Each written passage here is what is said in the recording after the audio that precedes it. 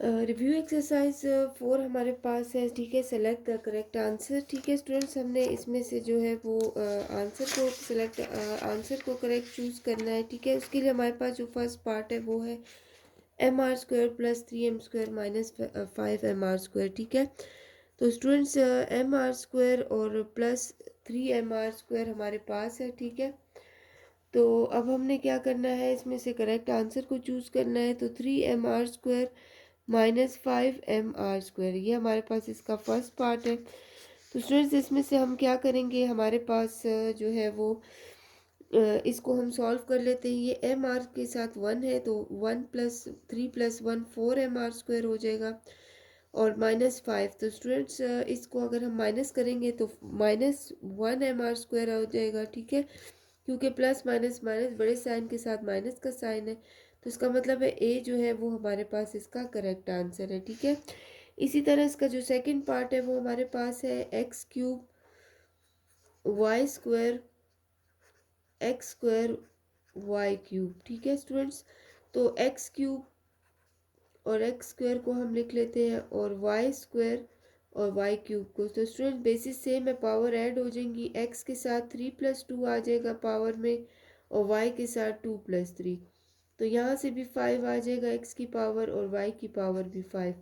तो इसका मतलब है कि हमारे पास जो ए नंबर है वो हमारे पास इसका करेक्ट आंसर है। इसी तरह इसका जो थर्ड पार्ट है स्टूडेंट्स हमारे पास है, जो इसका थर्ड पार्ट है वो है 4xy⁴ होल क्यूब, ठीक है। तो स्टूडेंट्स ये हम कैसे फाइंड करेंगे, इसके लिए 4 को अगर 3 टाइम मल्टीप्लाई करें तो 64 आता है, x पावर 3 और y की पावर दोनों मल्टीप्लाई होंगी, 4 3 ज़ा 12। तो 64x³ y12 इसका सही आंसर है। तो इसका मतलब है हमारे पास जो इसका करेक्ट आंसर है वो है सी। तो स्टूडेंट्स जो इसका डी पार्ट है, उसको 4 पार्ट है, अगर हम उसको देखें तो हमारे पास है 7x + 4y -3x -6y, ठीक है। तो स्टूडेंट्स इसमें हम 7x और -3x, x और y की वैल्यू को अलग अलग कर लेते हैं। 4y के साथ 4y, तो माइनस माइनस प्लस 6y आ जाएगा, ठीक है। तो 7 में से 3 गया तो हमारे पास क्या आ जाता है, 4x, और यहाँ से हमारे पास 6 7 8 9 10y आ जाता है, ठीक है। तो 4x 10y इसका सही आंसर है, जो कि डी पार्ट है, ठीक है।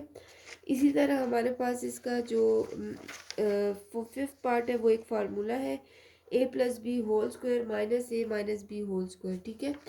तो a + b² जो है उसको हम देख लेते हैं, जो कि इक्वल होता है हमारे पास a + b² minus a minus b²। तो a + b² a² + b² + 2ab, और minus a² + b² minus 2ab। तो स्टूडेंट साइन मल्टीप्लाई कर लेते हैं हम यहाँ से। तो a² + b² जो है वो हमारे पास इसी तरह आ जाएगा, + 2ab। साइन मल्टीप्लाई कर लेते हैं, -a² माइनस b² + 2ab। तो यहाँ से स्टूडेंट्स a² b² कैंसिल हो जाते हैं, 2ab की जगह 4ab हम लिख लेते हैं, ठीक है। तो इसका मतलब है 4ab इसका करेक्ट आंसर है, जो कि हमारे पास है ए, ठीक है। तो इसी तरह हमारे पास जो 6 पार्ट है वो a + b + c² है, ठीक है। तो हमने देखना है कि ये किसके इक्वल होता है, तो ये इक्वल होता है a² + b² + c² + 2ab + 2bc + 2ca, ठीक है। तो हम इसमें से देखते हैं, तो सी जो राइट आंसर है, क्योंकि सी में 2 कॉमन ले लिया अगर इनमें से, तो यही फार्मूला है, तो ये हमारे पास सी है, ठीक है।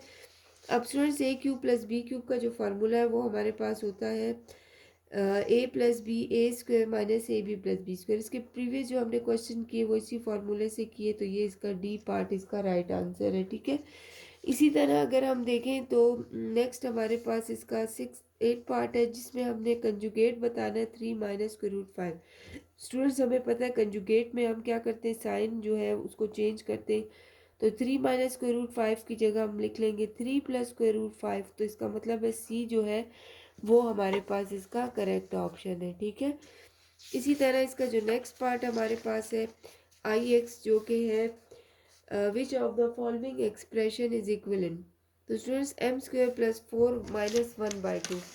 ठीक है, तो इसको हम सॉल्व कर लेते हैं और देखते हैं कि हमारे पास इसका कौन सा राइट आंसर आता है। तो स्टूडेंट्स एम स्क्वेयर प्लस 4 - 1/2 है। तो अगर हम -1/2 को पावर है, तो अगर उसको हम 1/m² प्लस 4 1/2 लिखें, इससे ये होगा कि डिनोमिनेटर में आ जाएगा। तो 1/2 की जगह हम स्क्वायर रूट लगा लेते हैं, जो कि इक्वल होगा इस तरीके से। तो 1/√m² प्लस 4 इसका राइट आंसर है, जो कि हमारे पास है सी पार्ट। ठीक है, इसका जो एक्स पार्ट है, जो लास्ट एमसीक्यूज में है, for which of the following expression है a + b is not affected. अब हमने इन चारों में से देखना है जिसमें a + b नहीं आता। ठीक है, तो स्टूडेंट्स a² - b² को अगर हम देखें तो ये इक्वल होता है हमारे पास a² - b² इक्वल होता है a + b a - b। तो इसका मतलब है a + b जो है वो इसका फैक्टर है, तो a पार्ट नहीं हो सकता। अगर हम सी को देखें तो a³ + b³ है, जो कि ठीक है इक्वल होता है a + b a² + ab + b²। तो इसका मतलब है a + b इसमें भी आता है। a² + b² का स्टूडेंट्स हमारे पास a + b का फैक्टर नहीं है। अगर हम a4 - b4 को देखें तो उसमें भी a + b आता है, जैसे a4 - b4 है। ठीक है, तो इसको हम इस तरीके से भी लिख सकते हैं -b² पावर स्क्वायर। तो एक दफ़ा इसको हम प्लस में लिख लेते हैं, एक दफ़ा माइनस में लिख लेते हैं। ठीक है, तो इसको जो है वो अगेन हम इस फॉर्म में लिख लेते हैं a² - b² को।